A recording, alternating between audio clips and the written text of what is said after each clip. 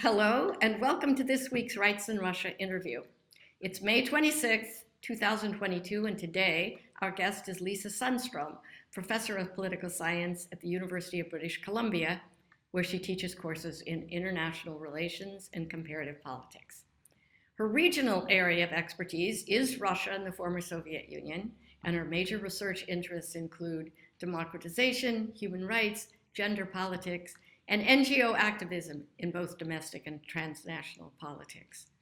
She's the author and co-author of books, including Bringing Global Governance Home, NGO Mediation in the BRICS States, Courting Gender Justice, Russia, Turkey, and the European Court of Human Rights, and Funding Civil Society, which focuses on foreign assistance programs in the development of women and human rights NGOs in Russia. Her current research examines interactions of Russian human rights organizations with the Council of Europe and the European Court of Human Rights and the impact of those interactions on the organizations themselves and human rights practices in Russia. Professor Sundstrom is also a member of the research network Activists in International Courts that links researchers, human rights practitioners, and litigating organizations to investigate the opportunities, challenges, and risks of rights advocacy via international law and institutions. Thank you for joining Rights in Russia, Lisa. I'm eager to hear more about your work and current views on the human rights situation in Russia. Thank you so much, Mary, for the invitation. I'm really glad to be here. So first, a general question. There's a lot of pessimism about Russia at the moment. There were great hopes that began in the Gorbachev era that civil society would develop and there would become a strong element there in the social and political life of the country. So why do you think civil society has failed to fulfill these expectations? Yeah, well, I think first of all, in large part, at least at this point, we have to say that the fault really lies in factors that are outside of civil society itself in Russia. The extent to which the political regime was able to restrict civil society space during the Putin era, of course, still ongoing, has been astounding. And I personally can't imagine operating effectively in civil society after the foreign agents legislation came into effect around 2012 and progressively has been tightened after that, with even further restrictive amendments being introduced as we speak, even further amendments. And so in 2020, for example, the major so-called innovation to this legislation was to say not only organizations, but also individuals can be foreign agents. And now in 2022, during this war in Ukraine, the latest advance is to propose that you can be a foreign agent not only for receiving money. You don't have to have received money from a foreign source. You simply need to be deemed to be under some kind of so-called foreign influence. And that's an extremely vague term, an extremely vague state of being to try to define. I would propose that we're all under foreign influences of one kind or another in our lives.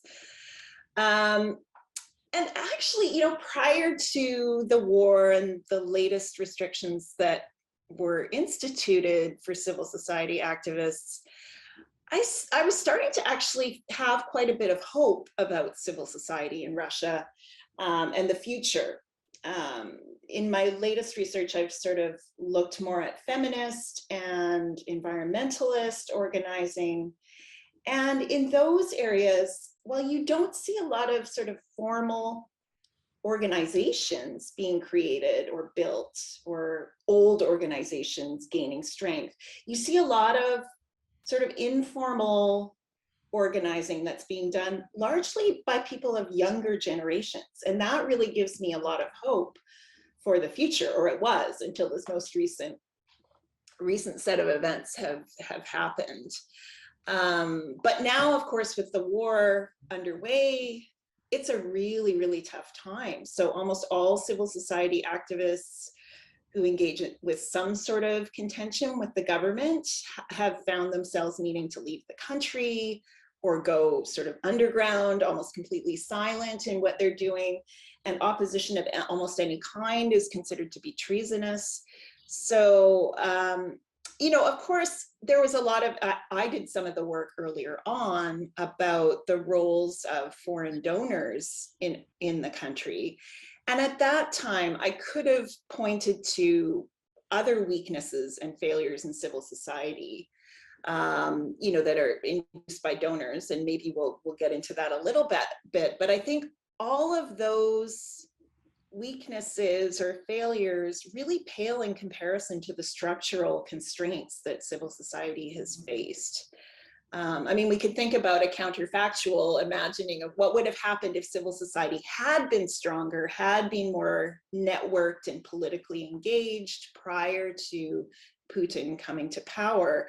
Could this have preempted the attacks on civil society that have followed since then?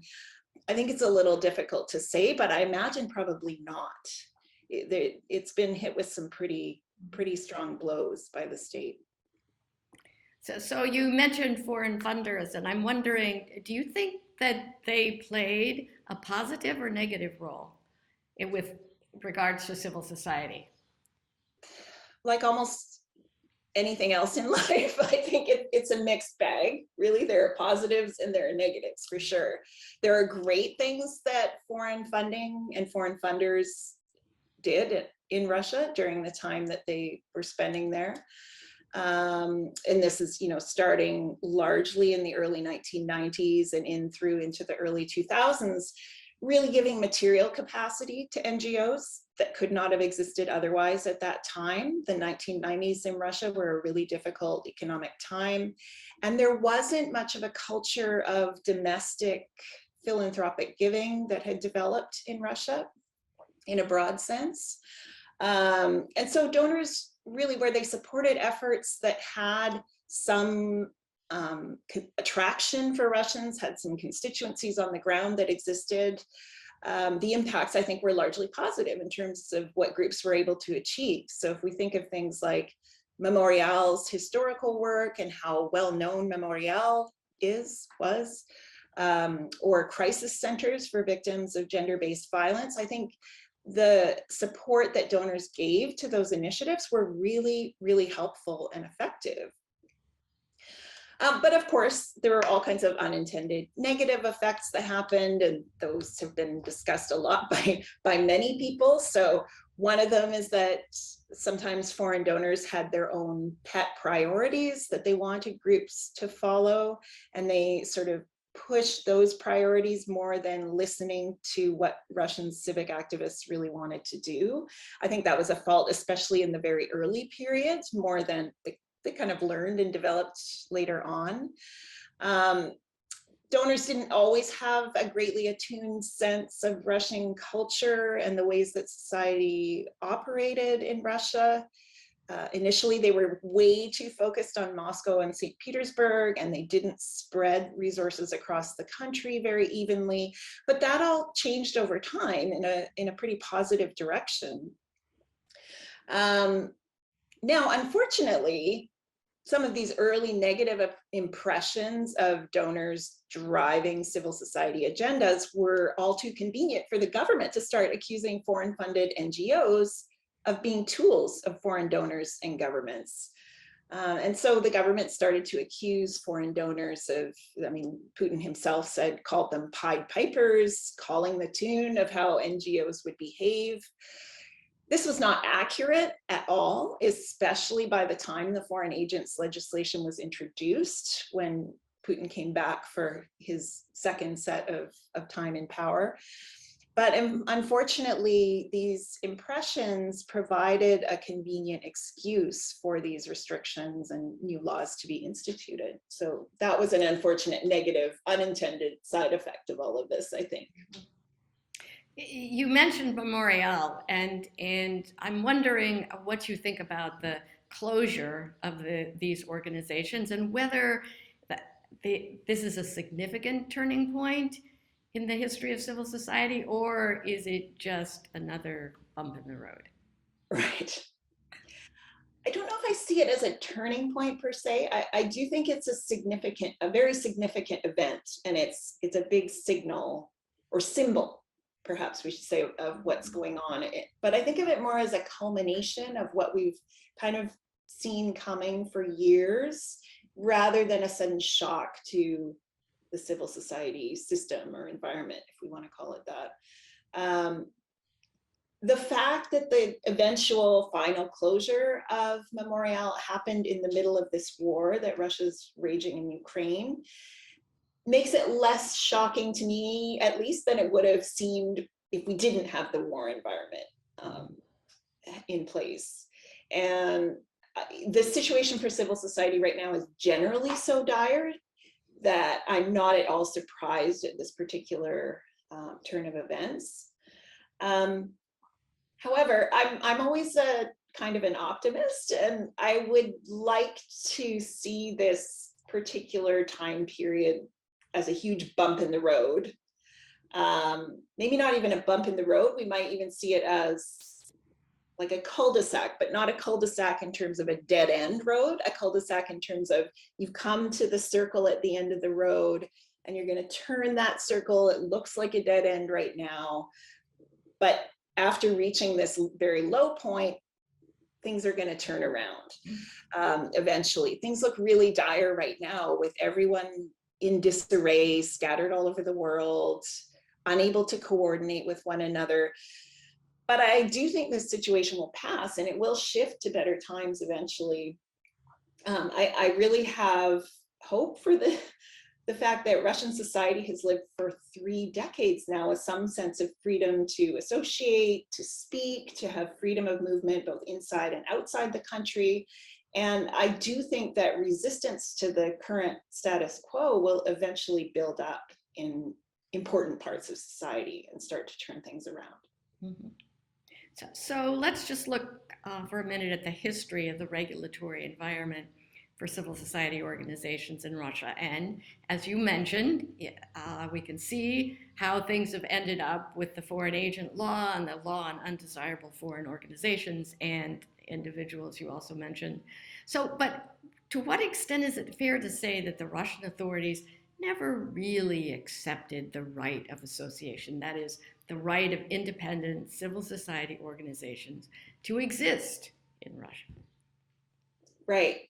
I think that's a really good point. It's an excellent question, and I tend to agree that, and of course, bureaucrats, chinovniki, politicians there's a lot of variation in that population, but I would tend to agree that many politicians, and especially much of the bureaucracy and the security and policing structures, never really fully accepted these freedoms. There is a very strong urge in the bureaucracy to control people, to require all kinds of regulations and restrictions, especially if it involves protest activity of any kind. I think that's the case. There's a very strong urge to keep that under control, and that the authorities kind of have a right to control all of this. But I kind of echoing what I said a little bit earlier, I do hope to a certain extent, or I have hope in the thought that Russians as citizens in large numbers in the population actually do expect these rights by this point in time. I think especially Russians who are younger, who have less connection or even no lived experience with living under the Soviet regime. A lot of them have been exposed to other parts of the world where these freedoms do exist and are kind of expected as an automatic set of freedoms that you have.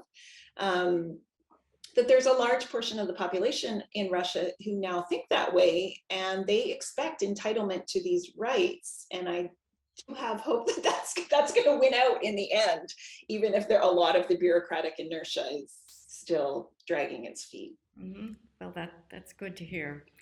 So turning now to institutions, Russia became a member of the Council of Europe in 1996 and has been under the jurisdiction of the European Court of Human Rights since 1998.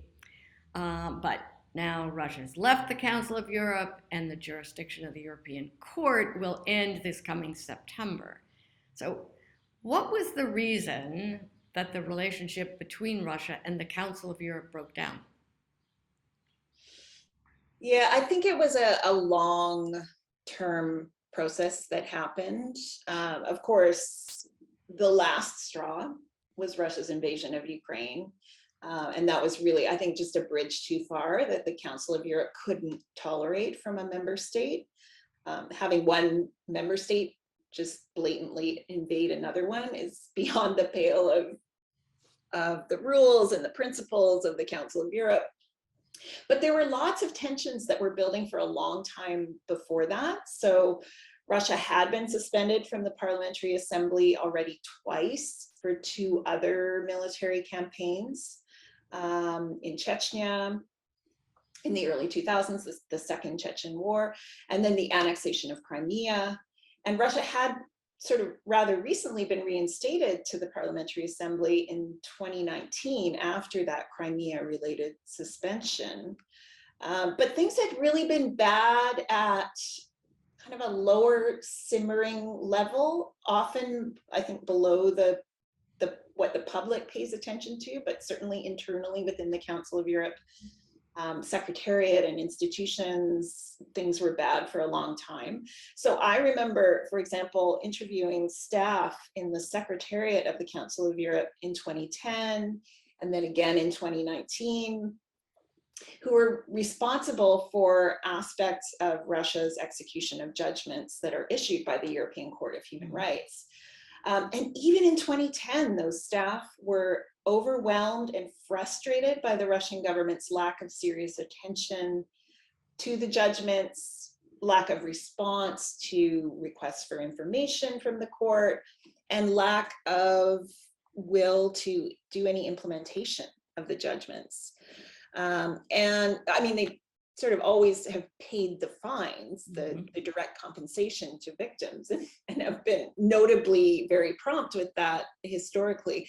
But the general measures that are recommended in terms of policy changes and preventing further violations, very little movement in most cases on that. And then, of course, in recent years, things got even worse when the Russian Constitutional Court, and then later part of the 2020 constitutional reforms, made changes that officially said that Russia's compliance with European court judgments would be discretionary. They wouldn't be automatic, they wouldn't be obligatory.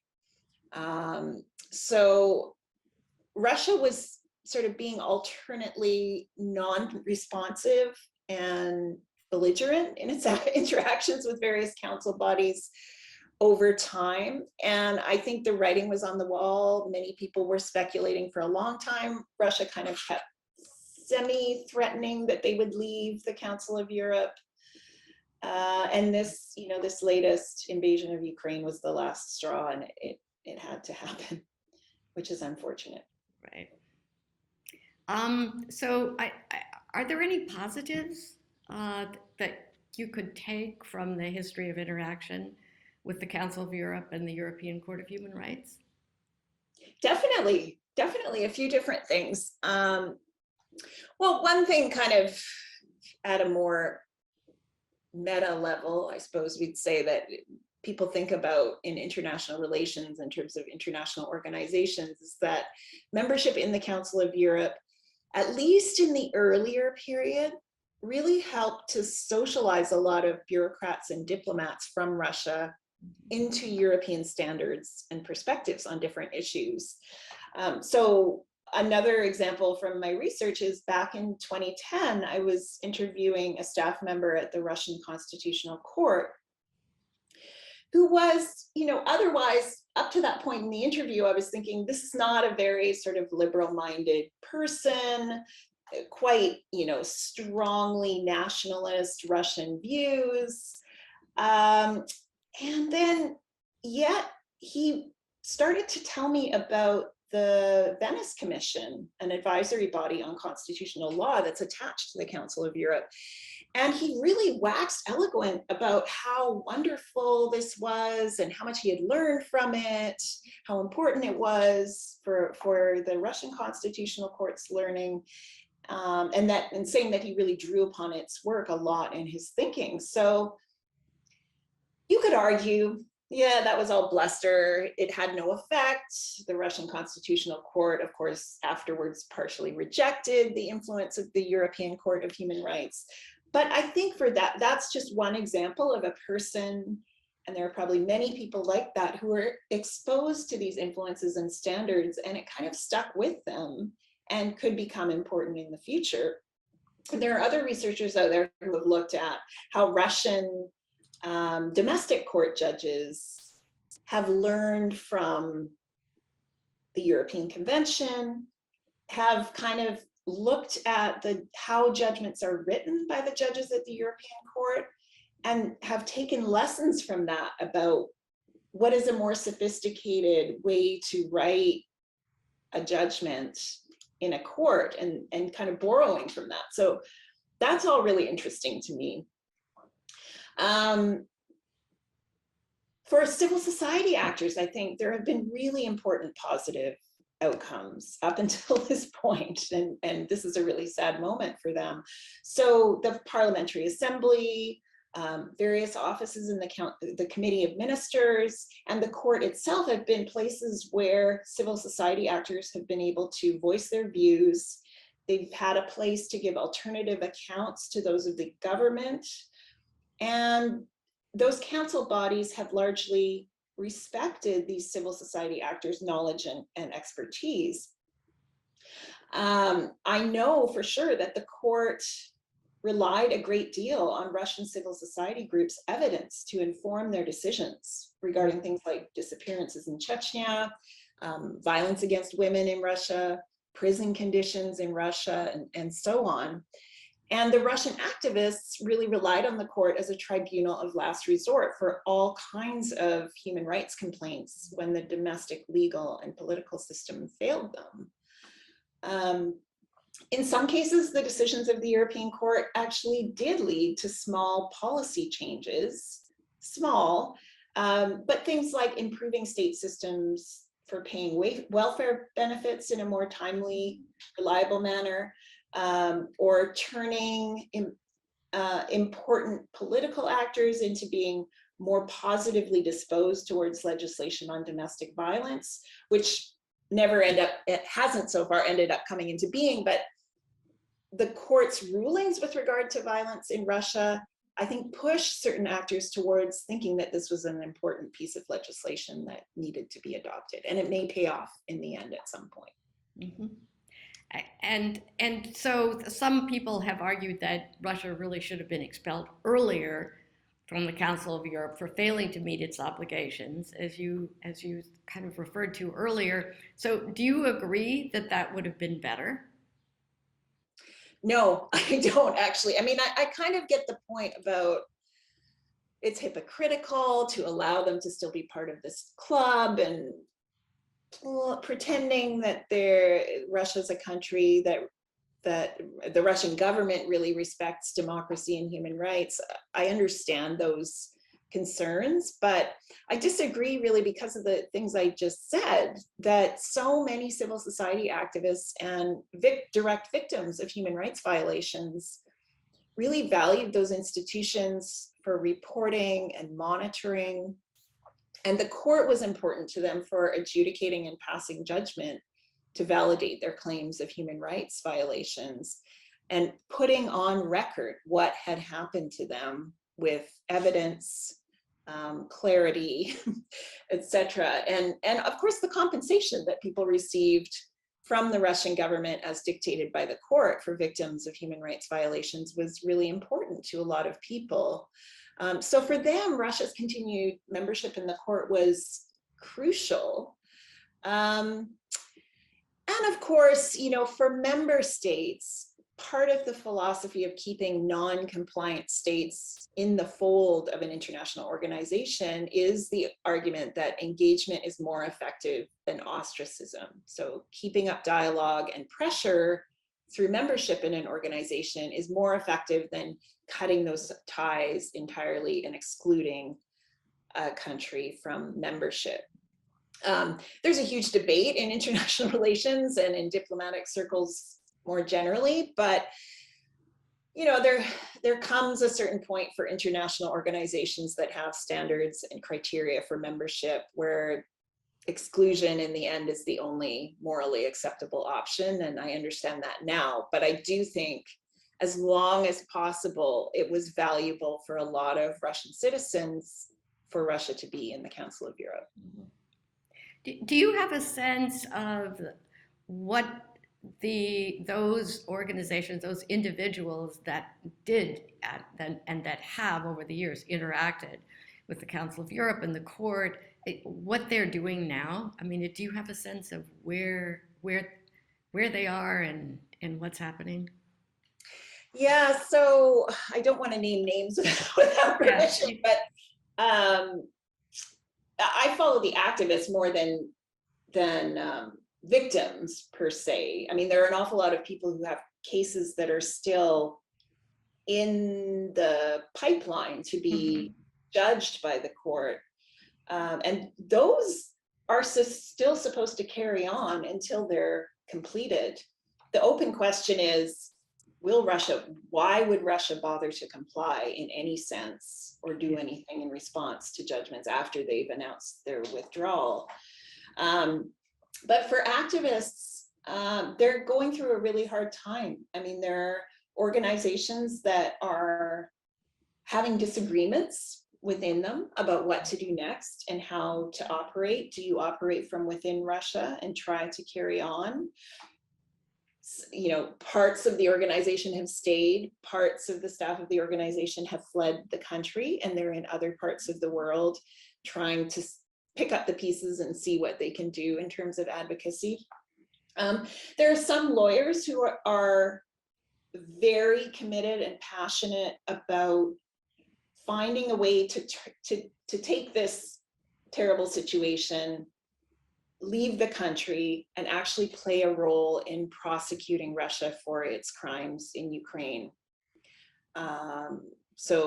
The European Court is still an option for the next 6 months, or no, it's not 6 months anymore, but until September, basically 6 months after they exited.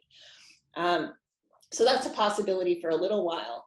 But some people have left and they're saying, I want to be at The Hague helping to build the cases on Russian war crimes, which is really inspiring to see that people can still pick themselves up in the midst of this tragedy and go on to try to do something constructive out of it. So thinking about democratic institutions in Russia, free and fair elections, representative institutions, civil society organizations, independent courts, all of this has maybe just failed to take root, and that the country is doomed to authoritarianism of one kind or another. So do you share that view?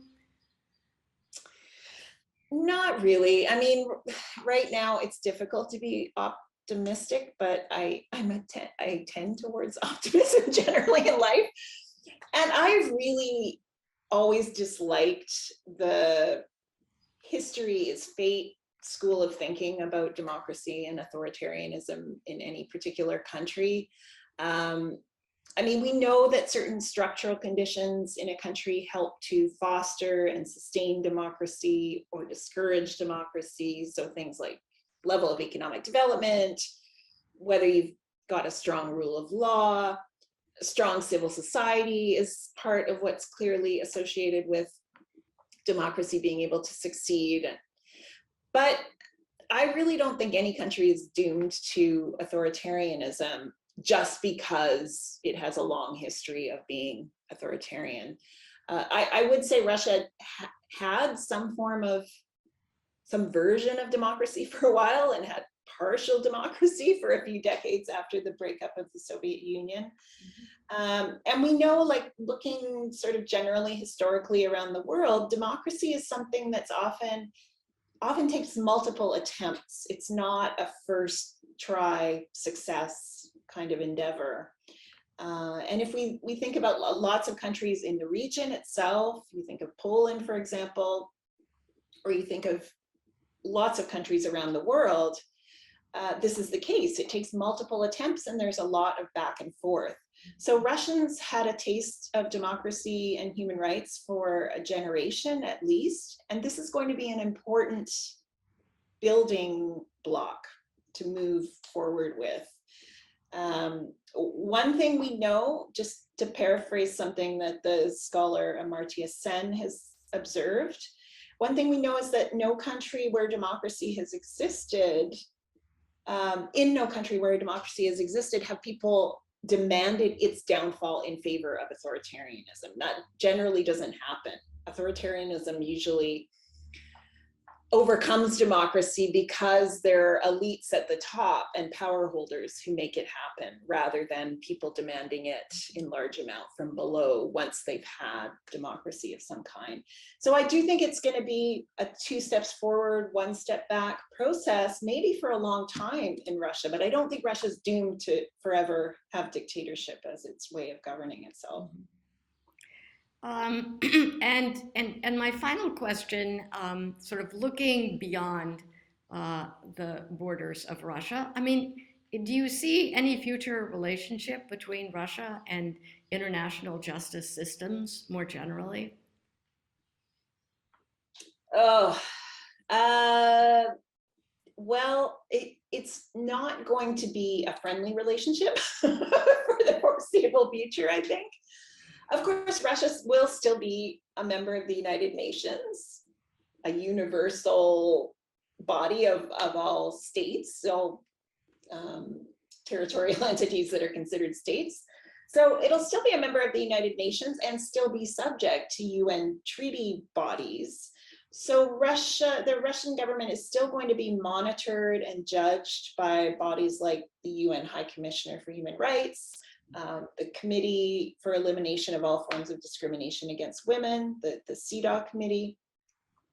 And those have monitoring and evaluation and even sort of quasi-judicial decision processes.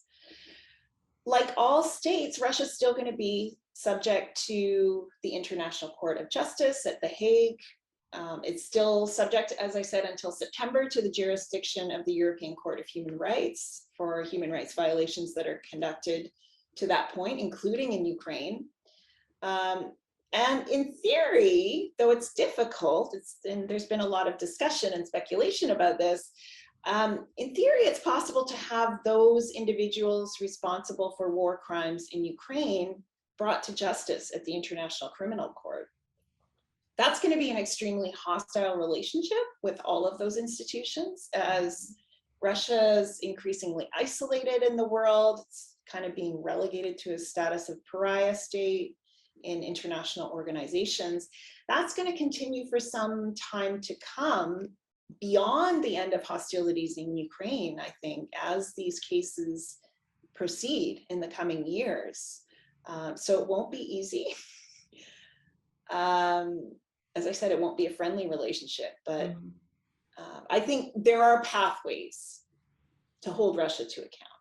Great. Well, I said that was my final question, but I just wonder if you could just say a few words about kind of generally the future of civil society in Russia. That's kind of where we started. And so. Right. Well, it looks really bleak right now, and I think it will be for a while to come. As I've said, and we kind of all know, groups in Russian civil society are scattered and in disarray all over the world because there's so much repression right now that they just can't operate without threats to people's lives, quite frankly. So it can feel, and I've had many conversations with people about, it feels like 30 years has been erased in a matter of months, and it's really devastating. Mm-hmm. But here's my optimistic side again. There are a lot of strong, active people out there among those who are scattered all around.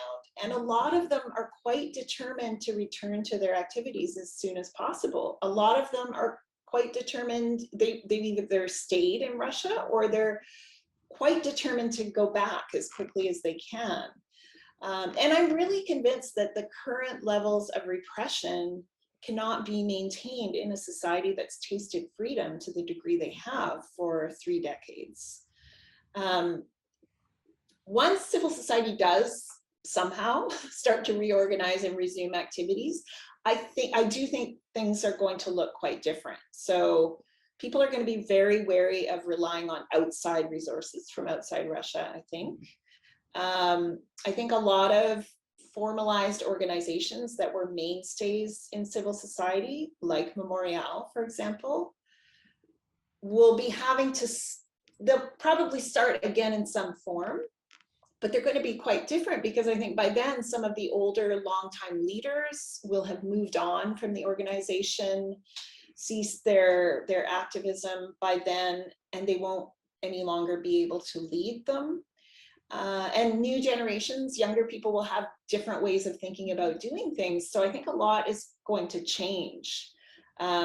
And one thing I've really noticed, prior to the war in my most recent research with a number of colleagues, so I've worked with Laura Henry at Bowdoin College on sort of environmental activism, and with Valerie Sperling from Clark University on feminist activism.